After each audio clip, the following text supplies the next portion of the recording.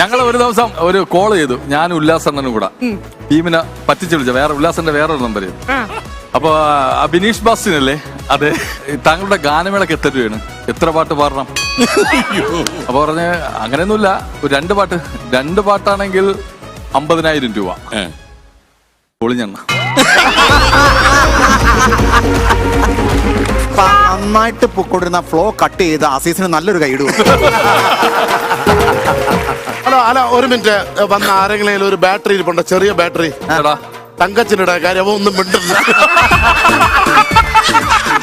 അസീസിന്റെ കോമഡിക്ക് മേളിൽ കോമഡി അടിക്കാൻ എന്നെ കൊണ്ട് പറ്റില്ല. കാരണം എന്താ പറഞ്ഞാൽ ഒരു സൈഡ് വാരം ഇങ്ങനെ മാറി നിൽക്കാൻ. അങ്ങനെ പറയരുത്. ഞാൻ ഒരു കൊമേഡിയൻ അല്ലാന്ന് എനിക്ക് നന്നായിട്ട് അറിയാം, ബോധ്യമുണ്ട്. ഇവിടുത്തെ ഏറ്റവും വലിയ കൊമേഡിയനും രാജാവും തങ്കു തന്നെയാണ്.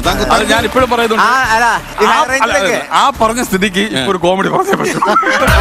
ഞാനൊരു ദിവസം ഉല്ലാസേട്ടന്റെ ഫോണിൽ നിന്ന് വിളിച്ച്, അപ്പൊ നിങ്ങളെ ഗാനമേളക്ക് എത്ര എന്ന് ചോദിച്ചു. അപ്പൊ 10,000 രൂപ എന്ന് പറഞ്ഞു.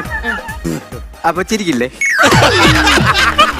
കണ്ടാടാ, ചീറ്റിപ്പോന്ന സാധനത്തിന്റെ കയ്യടി ചിരി. അതാണ് കോമഡി, മനസ്സിലായോ? അതൊരു ഓഫ് ബീറ്റ് സാധനമാണ്, എല്ലാവർക്കും ഞാൻ വളർന്നിട്ടില്ല അല്ലേ? ചേട്ടാ, അങ്ങനെ നമ്മുടെ സൗന്ദര്യ സംരക്ഷണത്തിന് വേണ്ടി ഇവിടെ ക്യാരറ്റ് ജ്യൂസ് കുടിക്കും. ഷാജൻ ചേട്ടൻ എന്ത് ചെയ്യും? സൗന്ദര്യം സംരക്ഷിക്കാനായിട്ട് അങ്ങനെ എന്നാലും ഞാൻ ഈ പറയുന്ന പോലെ ഭക്ഷണം പൊതുവെ കുറവാണ്, എല്ലാം കഴിക്കും. പിന്നെ ഈ പറയുന്നത് പോലെ ഡെയിലി എന്തെങ്കിലും എക്സസൈസ് ചെയ്യും, ഒരു 1.5 മണിക്കൂർ കുറച്ച് സമയം. നോബി എങ്ങനെയാണ് അത് തന്നെ. ഞാനൊരു ഡയറ്റ് പറഞ്ഞെടുത്ത് ഇതെങ്ങനെ സംഭവം, മണ്ണൊക്കെ കുറഞ്ഞിടാ ബിനു, ഇതെങ്ങനെ സംഭവം എന്ന് ചോദിച്ചപ്പോ ഞാൻ പറഞ്ഞു, ഇങ്ങനെ ചേട്ടാ അത് ബീഫ് കഴിക്കരുതെന്നാണ്. നീ പോടാ അവിടുന്ന്.